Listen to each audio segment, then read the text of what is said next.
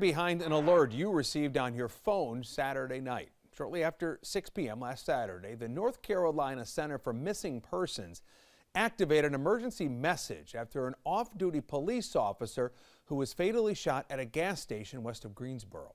Sunday morning, the Greensboro Police Department said the officer killed was this man, Sergeant Philip Nix, and 3 people have been arrested in connection with Nix's death.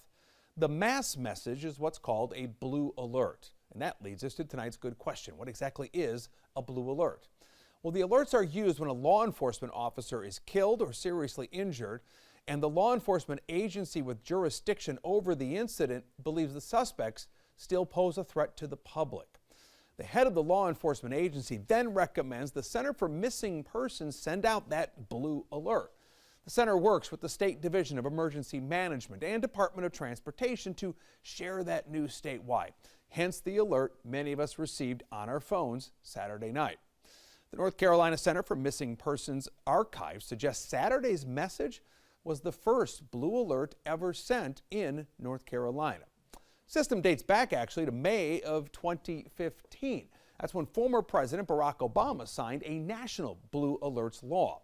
The legislation came a few months after 2 New York City police detectives were killed in their patrol cars. Then in 2016, former North Carolina Governor Pat McCrory signed a law creating the North Carolina Blue Alert System. It follows similar protocols as used for the more familiar Amber and Silver alerts.